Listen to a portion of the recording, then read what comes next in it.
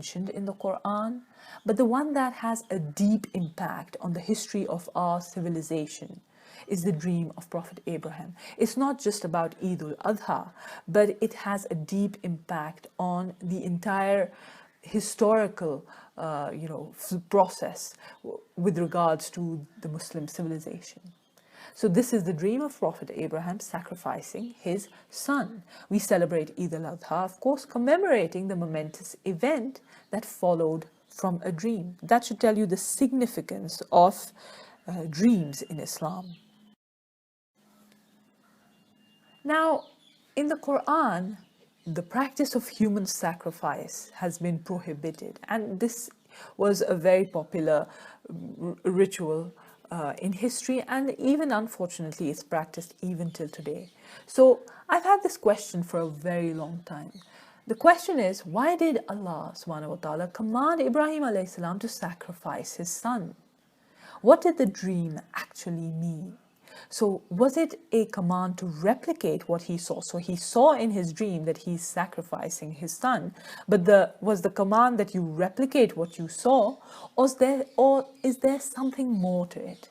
In the Quran, we've been exhorted to reflect and contemplate, and in doing so, we've been given the assurance that it will lead to a greater and deeper knowledge about God and His attributes. So reflection, contemplation is a recommended sort of practice in the Quran, and especially on the Quran. You have to reflect and contemplate on the ayat of the Quran. So what can we learn from this command of Allah to His Prophet? What makes the understanding of this dream difficult? I mean, if you ask me, is that Allah Most High prohibits the practices of human sacrifice and even killing of one's children in the Quran explicitly. So that's the problem with understanding this dream, is that throughout the Quran you have a prohibition on sacrificing one's children or any sort of human sacrifice.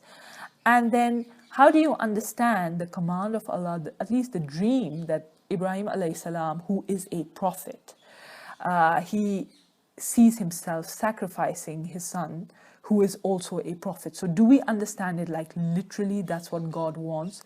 Because if we do that, there is prohibition all over the Quran when it comes to human sacrifice, and especially killing of people, killing of children. So for example, in the ayat, from Surah An'am, you have the ayat that says that those are lost who killed their children in foolishness without knowledge and prohibited what Allah had provided for them, inventing untruth about Allah. They have gone astray and they were not rightly guided. So clearly, according to the Quran, sacrificing or killing of one's own children is not, it's not a good practice. It is a sign of going astray. There is a prohibition on this. So the question then is why does Allah command something in the Quran that He Himself prohibits somewhere else in the same book? What is at stake? Now we have to understand the deeper question. The thing that is at stake is the consistency and the congruity within the Quranic text. So the Quran, from Alif Lam Mim, from Bismillahir Rahmanir Rahim to An-Nas, is, it's continuous. You have this conformity, you have this congruity within the text of the Quran. There is no contradiction, and that's why what we're saying is this is one of the clearest proofs of the truth of the Quran and the biggest miracle. What? The fact that there are no contradictions. When you have a book that huge, it's a big book with 6,000 odd verses, but you don't have even one contradiction throughout the Quran. That in itself is a miracle. Like the ayat says, do they not consider the Quran carefully? So do they not ponder and reflect? Had it been from other than Allah, had the Quran been from other than Allah, there would surely have been therein much contradiction, a lot of incongruity, a lot of inconformity.